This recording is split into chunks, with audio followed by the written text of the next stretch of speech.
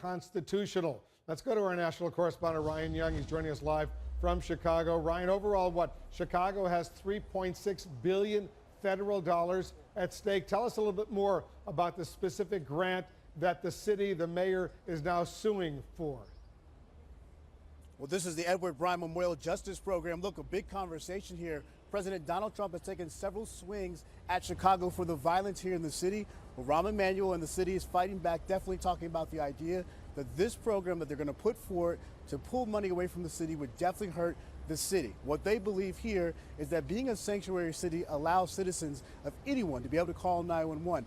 Their belief is they go through with these federal guidelines that they're putting forth, that would make certain communities not want to talk to the police department. The mayor says they need cooperation from immigrants to make sure when they dial 911, they don't have to worry about their immigration status. This back and forth has been playing out in conversations throughout the city for quite some time. Now the city is moving forward with suing the federal government, saying they need this money. The $3.2 million that comes forward, sometimes buys tasers, sometimes buys bulletproof vests. The city says to move forward, they want to make sure that they have this money. Listen to what the mayor told us early this morning. Our police department are part of a neighborhood, part of a community that is built on the premise of trust between the residents and the police department. It's not, the police department is a part of the fabric of makes a community safe. And we want people to come forward to work with the police department, not to fear them.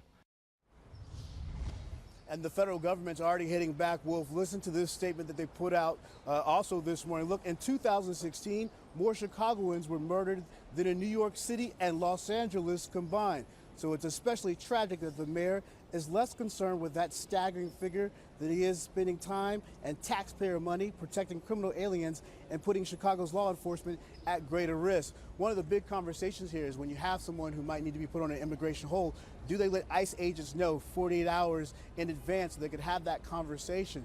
Or do they also tell ICE agents that they have someone like this in custody? That has been the big conversation. When you talk to the police department here, they say they want to make sure that, especially in the immigrant communities, a large Hispanic community here, that they feel comfortable calling 911, especially when they're reporting crime. So you have this conversation. This is not the only city that will probably partake in this battle, but this is the first one that's taking this first punch, suing the federal government, saying that you cannot withhold these funds. They feel that it's unconstitutional. The big question now, Wolf, will other people join in this fight? Will other people join Rahm Emanuel and back him up when they're taking on Donald Trump and the federal government?